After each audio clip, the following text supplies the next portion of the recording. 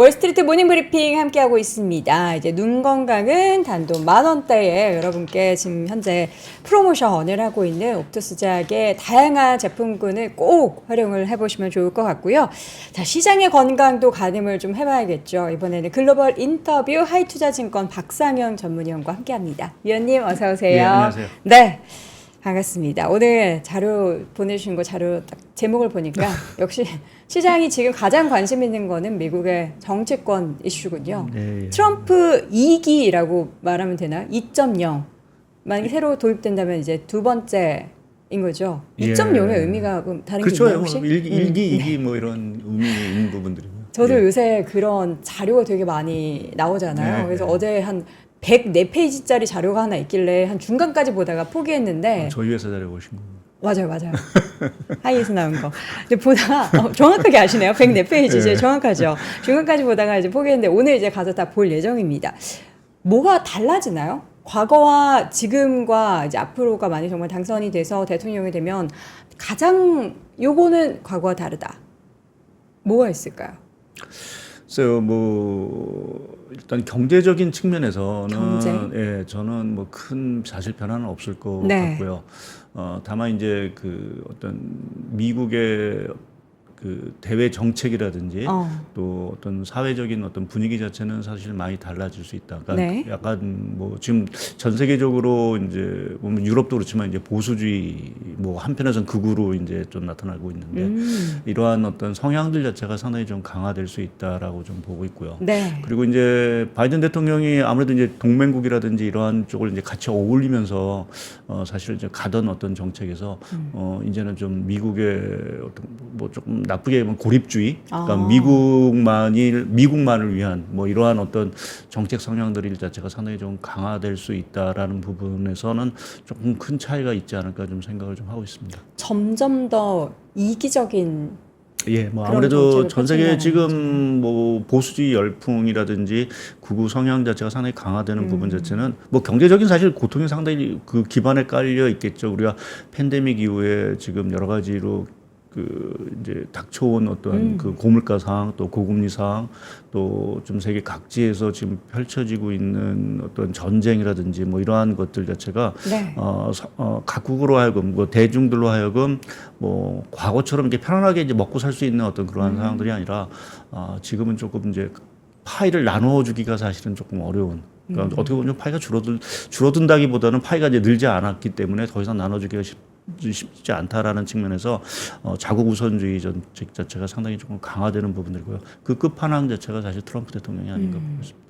사실 계속해서 뭐 미국만을 위해서 다 이제 다른 나라들의 뭐 기업도 그렇고 다들 이제 빨아들이면서 미국이 지금 이렇게 크게 더 성장할 수 있고 다른 나라 대비해서도 더 많은 에너지를 지금 가지고 있는 게 미국인데 그럼에도 불구하고 최근 시장에서는 어쨌든 하나씩 문제가 다른 나라로 퍼졌던 게 다시 미국 시장으로 영향을 끼치고 있는 것 같습니다. 밤사이에는 뭐 엔비디아나 메타의 주가는 반등하긴 했지만 기술주 조정의 단기 낙폭이 좀 컸어요. 예, 그래서 예. 좀 우려를 하는 시각들이 많은데 이 조정이 어떻게 이어질 거라고 보십니까? 결론적으로 말씀드려서 저는 기술주의 조정은 그렇게 깊지 않을 거로 좀 보고 있고요. 우리가 트럼프 대통령이 이제 뭐 아직 당선이 된 건 아니지만 이제 그렇죠. 당선을 거의 이제 기정사실하면서 우리가 시장이 이제 트럼프 트레이드다 뭐 이러면서 어떻게 보면 전통적인 레거시 산업들, 그러니까 뭐 우리가 뭐 자본재 산업이라든지 뭐 이러한 쪽이 다시 곽강을 받지 않겠느냐라는 쪽에서의 어떤 흐름들 자체가 최근 이제 기술주는 약간 조정을 받고 있고 뭐 다우지수라든지 또는 이제 러셀 시장 같은 이제 중소형주 자체가 상당히 좀 주목을 좀 받고 있는데요. 근데 제가 오늘 이제 기술주 조정 자체가 길지 않다라고 좀 말씀드리는 거는 여하튼 미국 경제가 더 이상 전통적인 레거시 산업을 가지고 성장하는 데는 한계가 있다라는 얘기죠.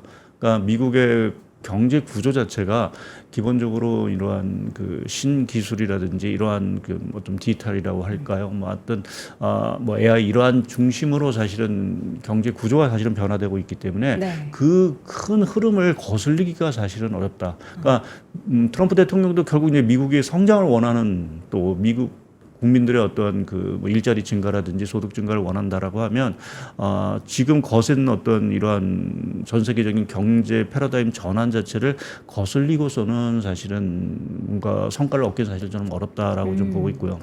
제가 그 뭐 자주 보여드리는 차트 중에 하나를 오늘 좀 갖고 왔는데요. 네.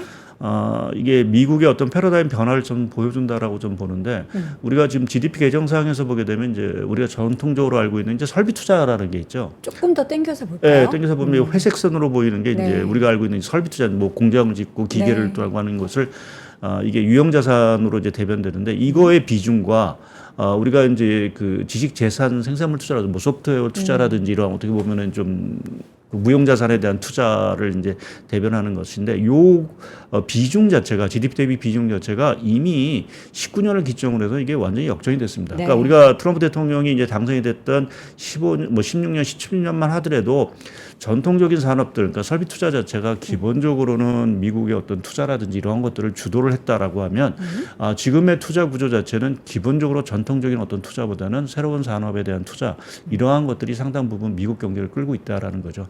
여기서 뭐 아무리 트럼프 대통령이 뭐 이쪽 산업을 한다 해도 그거는 분명히 한계가 좀 있는 부분들이 있고요. 네. 두 번째 또 하나 이제 보여드린 게 이제 산업 생산인데요. 그러니까 지금 요 파란색은 미국의 하이테크 업종의 생산 지수입니다. 그리고 요 회색선은 이 하이테크를 제외한 쪽에서의 생산 지수인데 지금 미국의 제조업을 산업을 끌고 있는 거는 지금 전통적인 산업이 아니라 말씀드린 대로 이러한 하이테크 산업 자체가 사실은 이 주도를 하고 있어서 과연 이러한 흐름을 뭐 아무리 뭐 트럼프 대통령이 뭐 러스트벨트 지역의 어떤 부흥이라든지 이러한 것들을 위해서 뭐 한다 하더라도 네. 이러한 흐름을 역전시키 패러다임을 다시 과거로 되돌리기는 어려운 부분들이 있고요. 또 하나 중요한 게 사실은 이제 뭐 계속 중국 대리기를 하죠. 뭐 바이든 대통령, 뭐 트럼프 대통령부터 사실 시작이 된 거긴 하지만 트럼프 대통령, 바이든 대통령 다시 이제 트럼프 대통령이 이제 등장을 했을 경우 지금 뭐 중국에 대한 때리기는 다 심화될 텐데. 그러한 과정에서 사실은 지금 어제 이제 중국이 삼중 전해라는 이제 어떻게 보면 중국의 중장기 경제 정책 또는 어떤 산업의 어떤 틀을 이제 정하는 정책 회의가 이제 어저께 폐막이 됐습니다. 아직 뭐 구체적인 결과물이 나온 건 아닌데 네. 기본적으로 지금 중국 역시도 중장기적으로 좀 육성하는 거는 신기술입니다. 그렇다 보면 만약 그 트럼프 대통령이 이러한 최근에 붐이 있었던 뭐 매그니피선트 세븐이라든지 이러한 산업들을 자체를 오히려 뭐 육성을 안 하고 뭐 다시 되돌린다라고 했을 그럴 수는 없던 그거는 이제 중국의 어떤 패권 자체를 그러니까 산업 패권 자체를 자칫하면 넘겨줄 수 있는 아무리 이제 뭐 중국에 대해서 관세를 때리고 뭐 규제를 한다 하더라도 뭐 우리는 과거로 갈 거야라는 어떤 뭐 시장에서는 어떤 전통 레거시 산업 자체가 이제 더 크고 뭐 우리가 기술주 산업은 약간 좀 뭐 주춤하는 거냐 이러한 과정이 벌어진다라고 하면 자칫 잘못하면 중국에 추월을 당할 수 있다라는 어떤 위협감 자체는 기본적으로 아무리 트럼프 대통령이 들어온다 하더라도 기존의 지금의 어떤 산업적인 흐름 자체는 기본적으로 유지될 수 있다라고 좀 봐야 될 것 같고요. 네. 그리고 이제 최근에 뭐 다우지수라든지 러셀 2000 지수가 좀 각광을 받고 있는데 네. 제가 2016년 당시 그러니까 11월 대선 이후 이게 19년까지 다우지수하고 나스닥 지수를 좀 그려왔습니다. 거의 흐름이 같습니다. 거의 흐름이 같고 오히려 나스닥 지수가 결과적으로 보게 되면은 트럼프 대통령 당시에도 사실은 더 좋았다라는 부분이죠. 그러니까 트럼프 대통령의 지금 여러 가지 공약들 뭐 이러한 것들이 있긴 한데 물론 이제 감세 정책도 있습니다. 그 감세 정책의 핵심 자체가 결국 이제 우리가 뭐 전통적인 산업 뭐 이러한 쪽과 연관되는 또 이제 아무래도 공화당이라는 백그라운드 자체가 뭐 우리가 얘기하는 이제 군산복합체라든지 이러한 쪽이 워낙 좀 강한 어떤 그 지지 기반을 갖고 있어서 네. 그쪽에서 뭐 성장이 있지 않을까라는 생각을 하고 있긴 하지만 뭐 말씀드린 대로 뭐 트럼프 대통령 당시에도 사실은 뭐 이러한 주가의 어떤 차별화, 미국 내 어떤 주가의 업종별 차별화자는 좀 않았고 네. 결과론적으로 보게 되면 나스닥 지수 자체가 오히려 아웃퍼폼을 했다라는 부분에서 보게 되면 지금의 기술주 조정이 뭔가 기업의 이익이 훼손되고 뭐 우리가 얘기하는 이 AI 사이클 자체가 이게 버블이었다. 뭐 이러한 정도의 어떤 평가가 나오기 전까지는 저는 뭐 기술주의 어떤 흐름 자체는 여전히 양호할 수 있다라고 좀 말씀을 드리고 있습니다. 단기적으로 계속 뭐 대선을 앞두고 그 불확실성 속에서 두 후보 간에 양당 간에 뭔가 이야기들이 나오면서 좀 출렁임은 있을 수 있겠지만 기본적인 산업의 패러다임이 달라졌기 때문에 네. 그 부분에 있어서의 앞으로의 성장은 계속 이어질 거고 사실 트럼프 현재 후보가 당선이 된다라고 하더라도 최근에 발언 중에서 약간 전기차 관련한 발언의 수위가 예. 과거보다 조금 낮아졌어요. 그러니까 네. 이제 전기차를 완전 뭐 배제하고 뭐 이런 게 아니라 전기차가 모든 걸 다 대체할 수는 없으니 전통 내연기관과 함께 가야 된다. 이런 식으로 발언을 해가지고 예, 그러니까 그것도 사실 어떻게 보면 이제 대세의 흐름을 네. 사실 편성을 한다라고 봐야 될 것 같고요. 근데 지금 이제 전기차에 대한 부분 자체는 이제 보조금 정책 자체가 상당 부분 이제 후퇴할 수 있다라는 이제 우려감이 사실은 이제 시장이 좀 깔려 있는 것 같습니다. 네. 그러니까 이제 그렇게 됐을 때 오히려 사실은 이제 보조금이 후퇴되고 이제 관세라든지 이런 것들을 통해서 이제 전기차의 그 미국 내 유입을 사실 막는다라고 하면 오히려 상대적으로 혜택을 볼 수 있는 거는 사실은 테슬라가 아닌가라는 생각을 하고 있습니다. 그러니까 그러한 측면에서 보게 되면 지금 어떤 그 트럼프 대통령이 지금 얘기하고 있는 여러 가지 공약 자체가 네. 뭐 전기차 자체를 완전히 뭔가 다시 후퇴시킨다 이러한 개념이 아니라 미국 내에서 지금 생산되는 전기차를 보호하겠다라는 쪽으로 좀 봐야 될 것 같고요. 물론 그 과정에서 말씀드린 대로 이제 보조금 자체가 좀 이제 뭐 줄어들거나 막 폐지된다라고 하면 네. 뭐 전기차의 수요 자체가 조금은 이제 좀 일시적으로 주춤할 수 있는 부분들은 있겠죠. 그렇지만 전통적인 어떠한 지금 테슬라를 중심으로 한 이러한 미국 내 그 전기차의 성장 이러한 것들에 대해서 뭐 큰 흔들림은 사실은 없지 않을까 좀 보고 있습니다. 네. 금리 얘기 좀 해보도록 하겠습니다. 항상 파월이 얘기하는 내용을 보면은 이제 연준은 독립적인 기관이다. 정치와는 정말 무관하다라고 얘기를 했지만 이거 최근에 약간 파월 의장이 너무나 비둘기스럽게 변한 거는 민주당의 입김이다. 또 반대로 이제 공화당 쪽 특히 트럼프는 금리 인하 이 대선 끝나고 해야 된다. 이런 이제 압박이 서로 이렇게 몰아붙이고 있어요. 지금 상황에서 과연 그럼 연준은 어떻게 할까요? 데이터만 보고 딱 한다면 인하는 거의 9월에 기정사실화잖아요. 그렇죠. 예. 네. 파월 의장하고 좀 트럼프도 좀 악연인 것 같습니다. 뭐 지금 트럼프 대통령이 파월을 임명을 했지만 네. 사실은 그 파월 의장이 이 임명이 되고 나서 2017년부터 본격적으로 이제 트럼프 대통령이 이제 들어오면서 미국이 금리 인상 사이클에 들어갔고요. 이제 그러면서 막판에 이제 트럼프 대통령이 파월한테 금리 내리라고 사실은 이제 요구를 했고 지금은 오히려 금리를 내린다고 하니까 금리 내리지 말라고 자기 취임 전까지는 내리지 말라고 사실은 또 얘기를 하고 있어서 그렇죠.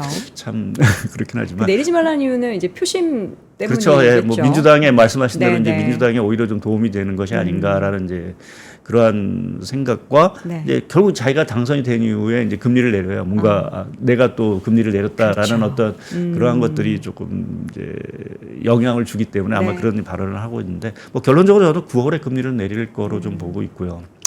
오늘도 이 굴비스 총재가 이제 황금 타임을 얘기를 했습니다. 황금 타임. 예, 금리 인하의 황금 타임. 언제래요? 예, 지금이라는 식의 어떤 지금을 지나면 이제 황금 타임을 놓친다라는 어떤 금리 인하 시점과 네. 관련돼서 그러니까 그 얘기를 하는 건 지금 미 연준 내에서 뭐 물가 둔화에 대한 어떤 확신도 사실은 들어오는 부분들인 것 같고요. 또 어제 사실 여러 가지 이제 뭐 좋았던 지표도 있고 안 좋았던 지표도 있지만 하나하나 눈에 띄는 게 그 뭐 지난번도 와서 말씀드렸지만 이 주간 이제 신규 실업청법 예. 24만 건까지 이게 좀 상당히 올라갔다라는 거는 네. 고용 시장 자체의 냉각 속도 자체가 조금은 좀 심각치 그러니까 않다. 그동안에는 연속 실업수당 청구 건수가 계속 올라가는 부분을 봤는데 예. 딱 이번 주 데이터를 보니까 그냥 처음 딱 신청한 실업수당 청구 건수가 확 올라간 거예요. 예. 그래서 뭐 이게 매주 변동이 돼 있는 부분들이 있어서 저희가 뭐 한 주간을 갖고 얘기 드리기는 어렵지만 제가 뭐 차트도 같이 이제 준비를 해왔는데 네. 여하튼 지금 요 회색선입니다. 회색선을 이제 역추로 놨기 때문에 이제 그 이게 떨어지는 게 늘어나는 건데 이게 추세적으로 늘어나고 있습니다. 그러니까 인간 고용 시장 자체가 분명히 뭔가 기스가 나기 시작을 했다라는 걸 보여주는 것 같고요. 또 이제 미국의 그 10년물 국채 금리하고 같이 그려 보면은 거의 이제 비슷한. 그러니까 고용 시장 자체가 이렇게 냉각이 된다는 거는 결국 연준의 어떤 금리 인하라는 부분 자체가 이제 더 다가오고 있다라는 부분을 국제 시장이 분명히 인식을 하는 부분들인 것 같고요. 특히 이제 고용 시장 측면에서 보면은 조금 이제 최근에 좀 불안한 뭐 여러 가지 뭐 실업률이 올라가는 부분도 있고 하지만 지금 미국의 일자리에 있어서 지금 주도를 하는 게 아시겠지만 이 서비스 섹터인데 그 서비스 섹터 내에서도 사실은 일자리를 견인하는 건 두 업종밖에 없습니다. 하나는 헬스케어하고 교육사이고요. 이제 근데 헬스케어는 사실은 미국의 뭐 고령화라든지 이런 것들 때문에 당연히 늘어날 수밖에 없고 또 하나 섹터가 이제 정부 섹터입니다. 정부. 예, 정부 부분은 아무래도 최근에 뭐 바이든 대통령 재정 지출이라든지 이런 것들을 늘리면서 정부 일자리가 상당히 많이 일어났는데 제가 이제 정부 말씀을 드리는 거는 트럼프 대통령이 당선이 됐을 때 과연 정부 부분의 일자리가 늘어날지는 사실 좀 미지수입니다. 왜냐하면 지금 트럼프 공약 이런 것들을 보면 뭐 중간 어떤 정부 관료 이런 것들은 뭐 인원을 많이 줄이겠다라는 식의 어떤 얘기를 좀 하고 있어서 그렇게 보면 이제 정부 부분의 일자리 자체가 줄어들 수 있겠죠. 네. 이제 그렇게 되면 고용시장 자체가 상당히 안 좋아진다라는 의미이기 때문에 지금 고용시장의 어떤 지금 말씀드린 어떤 주간 단위의 어떤 지표도 안 좋고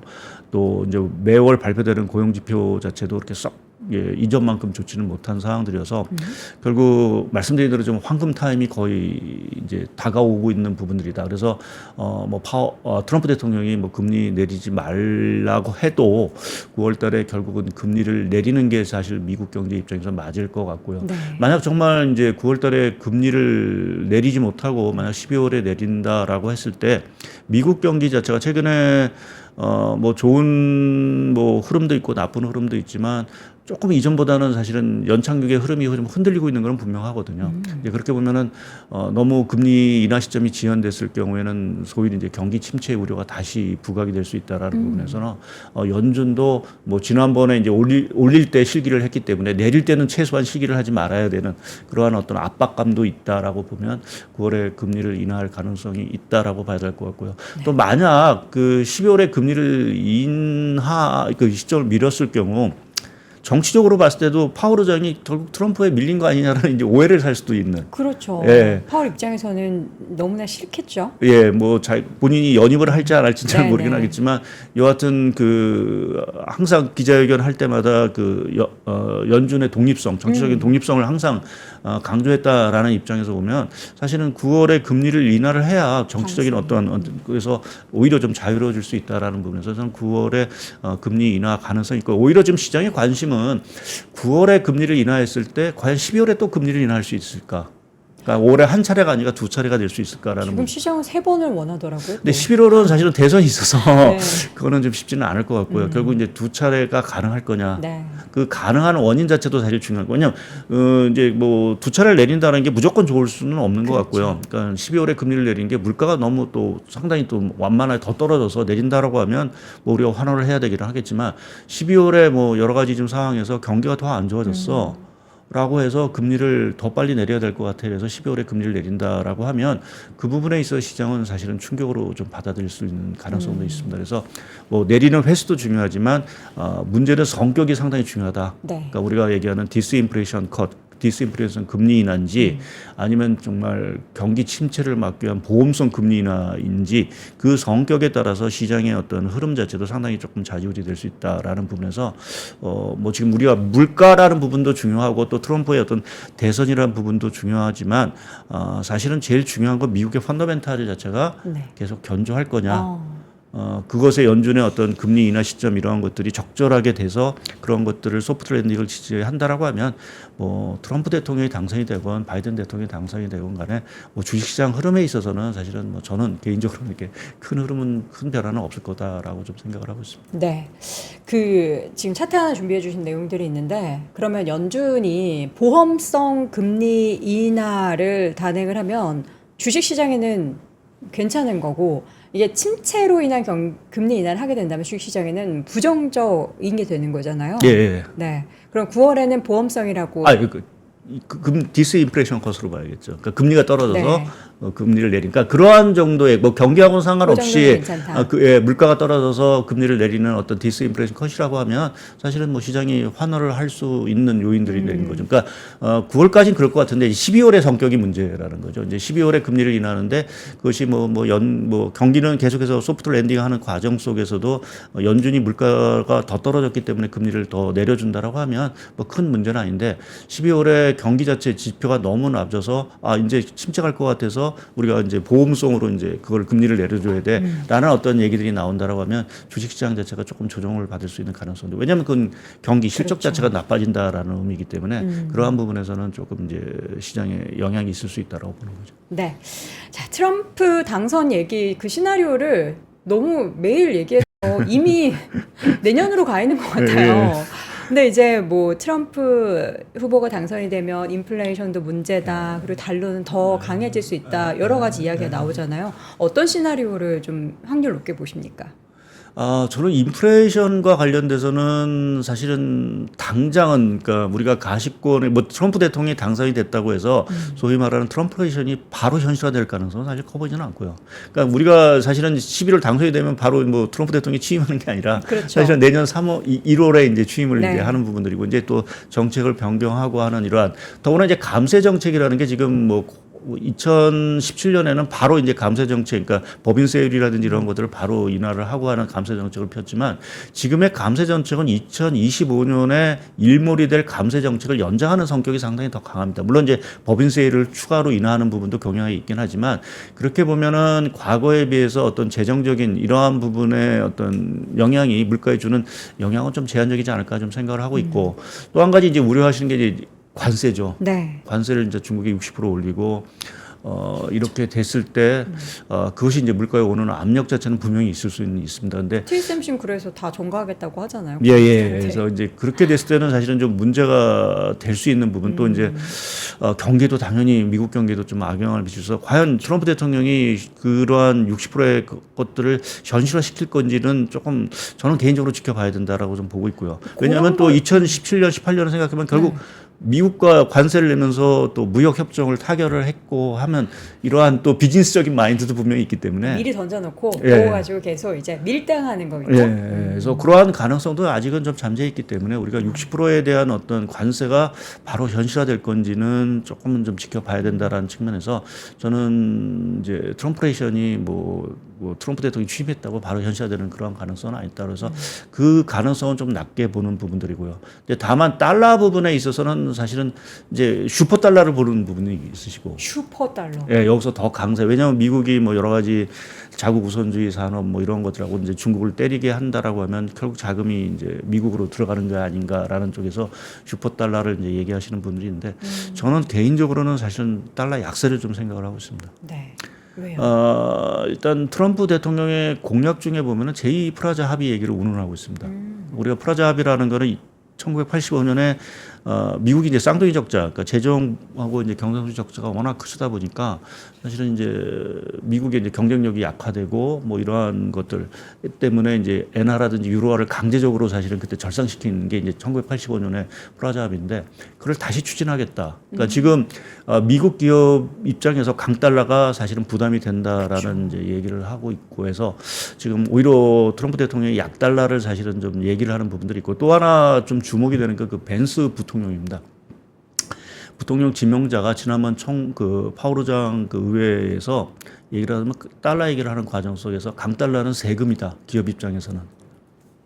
그래서 결국 약달러라는 부분을 상당히 조금 강조를 한 부분들이 있습니다. 그래서 어찌 보면 사실은 뭐 경제 상황에 따라서 뭐 결국은 이제 달러 강세 약세가 결정되긴 하겠지만 정책적인 성향으로 봐서는 사실은 좀 약달러의 가능성이 있지 않을까 좀 생각을 하고 있고요. 네.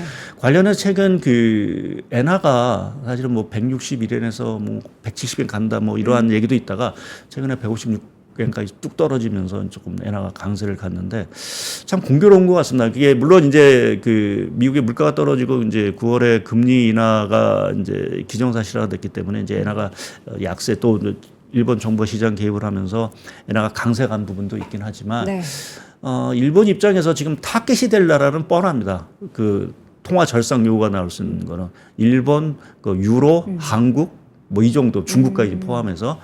결국 어찌 보면 일본이 조금 먼저 너무 이제 트럼프 대통령이 당선이 뭐 될지 안 될지 그 당선에 맞춰서 조금 너무 먼저 이제 움직이는. 움직이는 듯한 모습도 우리 먼저 움직이고 있어. 먼저 움직여 그러한 움직임도 적지 않아. 물론 이제 그 9월에 일본도 좀 그 자민당 총재 선거가 있어서 슈퍼 약달러가 그렇게 자민당이 좀 유리한 상황들은 아니어서 이제 뭐 좀 일본은의 금리 인상이라든지 이런 것들이 가능성이 있기 때문에 물론 이제 엔화가 강세하는 부분도 있긴 하지만 조금 이러한 정치적인 상황에서 일본 정부가 좀 선제적으로 움직이는 부분도 적지 않아 있지 않을까. 좀 음모론적인 시각에서 보면 좀 그런 부분도 있어서 네. 조금 우리가 대선 이후의 흐름 자체 뭐 너무 이제 달러가 뭐 강세 이러한 것들보다는 약세 갈 가능성, 더구나 말씀드린 대로 엔화라든지 이러한 것들이 조금 변곡점을 좀 맞을 수 있다라는 측면에서 보면은 달러가 좀 약세 갈 수 있는 그 가능성에 대해서도 좀 생각을 해볼 필요는 분명히 있는 것 같습니다.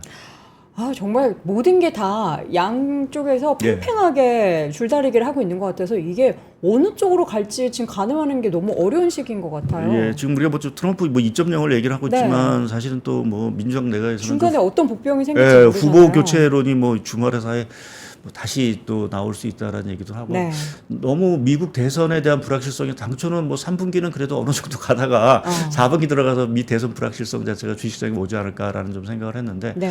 뭐 한 분기 정도는 좀 일찍 좀 대선 불확실성이 주식시장에 너무 좀 빨리 다가온 그러게요. 듯한 모습을 좀 보이고 있습니다. 그 피습 사건이 예. 정말 그러니까 물론 그 전에도 지지율 차이가 좀 트럼프가 우세하긴 했지만 이제는 완전 꺾여버려가지고 맞습니다. 그리고 예. 지금 바이든 후보 쪽에서도 더 뭐 사퇴 압력이 커지다 보니까 이게 더 많이 좀 갭이 생기는 것 같습니다.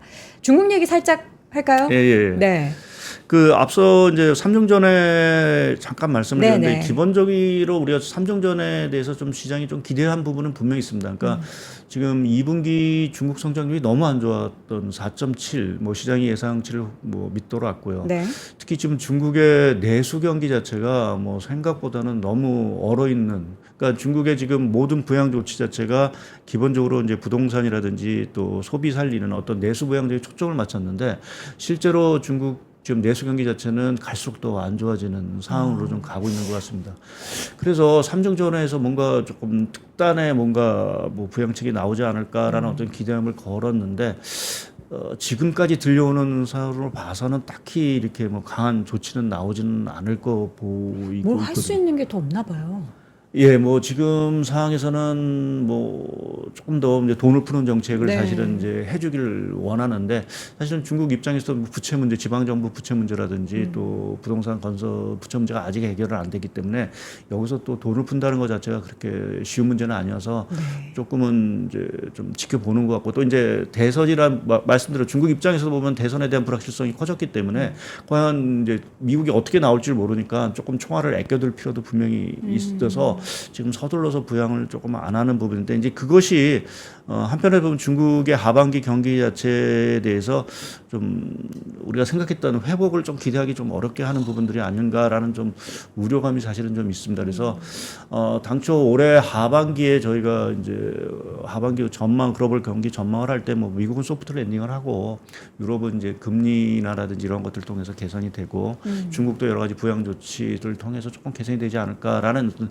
기대감을 걸었는데 지금 중국 쪽에서 그러한 부분에서 조금 차질이 좀 뭐 발생한 부분들이 아닌가. 그러니까 지금 뭐 최근에 이제 주식시장 흐름이 뭐 좋다가 조금 최근에 좀 주춤한 부분에 있어서는 뭐 미국의 어떤 그러한 리스크도 분명히 있긴 하지만 중국에 대한 어떤 시각들 자체가 그렇게 당초보다 이제 다시 이제 아이비들이 뭐 중국의 성장률을 다시 하향 조정하기 시작을 했으니까요. 그래서 이게 전 세계의 어떤 그 뭐 교육이라든지 제조업 경기라든지 특히 이제 뭐 우리나라 입장에서 보면은 계속해서 차이나 리스크 자체가 계속해서 되는 부분들이어서 뭐 오늘 사실은 뭐 구체적인 결과물들이 나와서 다시 한번 봐야 되긴 하겠지만 기본적으로는 좀 기대가 못 미치는 어떤 그 결과물이 나올 수 있다라는 쪽에 말씀드리고 다만 앞서도 이제 말씀드렸듯이 중국이 가야 되는 방향은 확실하게 아마 얘기가 될 것 같습니다. 그것은 이제 신기술 쪽, 네. 디지털 경제 쪽으로 분명히 간다라는 부분을 확실하게 얘기를 해주고 있기 때문에 말씀드린 대로 그러한 측면에서 미국도 계속 그 방향으로 가는 거고 그래서 기술주라든지 이러한 것들의 어떤 성장이라든지 모멘텀 자체가 그렇게 쉽게 꺾일 가능성은 크지 않다라는 부분은 그나마 저희가 조금 위안을 좀 삼을 수 있는 부분들이 아닌가 좀 생각을 하고 있습니다. 미국이 계속해서 이제 중국에 대한 압박이 이어지고 있는 가운데 열심히 어째 성과를 중국은 내고 있잖아요. 네. 근데 이게 그 성과가 그 산업적인 것뿐만 아니라 내수를 좀 이렇게 진작시키는데 영향을 미쳐야 되는데 그러지 못하고 있는 상황. 그럼 중국은 어떻게 될까요? 뭐 기술은 올라가는데 실질적으로 경기 자체는 안 좋고. 그래서 중국이 그러한 부분에서 사실은 조금 계속해서 문제가 될 수 있는 상황들이 될 것 같고요. 해결책을 찾기 어렵고. 실제로 이제 내년에 정말 그 미국이 60% 대중국 제품에 대해 관세를 때릴 경우에는 네.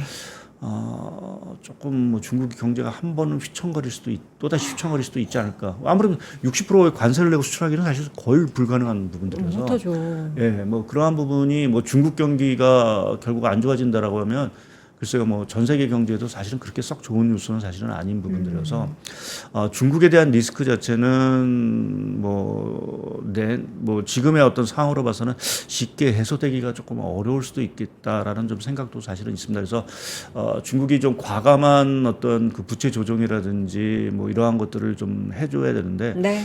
사실은 가장 큰 걸림돌이 고용시장인 것 같습니다. 지금 고용상이 좀 우리가 지금 미국의 고용시장 냉각을 얘기를 하고 있지만 중국의 고용상은 상당히 심각한 부분들로 보이고 있고요. 이제 그러한 부분에서 중국이 그렇게 매스를 쉽게 대지 못하는 중요한 원인 중에 하나라서 중국이 조금은 좀 딜레마에 좀 빠진 듯한 그러한 상황으로 조금 해석을 하고 있습니다. 네. 이렇게 되면 이제 중국이 휘청거리고 이제 미국이 완전 이제 줄다리기에서 확 땡기다 보면은 더 기세등등해서 예. 더 미국 쪽으로 향하게 될 수밖에 없는 이제 그러한 것들이 이제 뭐 경제적으로는 그런데 이제 네. 좀 정치적인 갈등 문제라든지 뭐 이러한 좀 지정학적 문제 자체를 오히려 좀 부각시킬 수 있다라는 부분은 조금 또 우리가 한편에서 보면 네. 또 다른 갈등 요인으로 사실 남을 수 있는 부분들이 있겠죠. 알겠습니다. 자, 계속해서 진행되고 있는 이제 정치적인 이슈가 과연 경제, 산업에 어떻게 영향을 미치게 될지가 우리가 참 여러 가지 수를 보면서 따져보면서 투자를 임해야 될 것 같다라는 생각에 머리가 아파오지만 우리는 또 해내야 한다라는 생각을 해봅니다. 자, 오늘 글로벌 인터뷰 함께했고요. 하이투자증권 박상현 전문위원과 함께했습니다. 고맙습니다. 네, 감사합니다. 박근영, 이선영, 서경인, 염승환 투자 마스터들의 세심한 케어로 건강한 투자 습관을 만드세요. 3프로 멤버십 3프로 앱에서 확인하세요.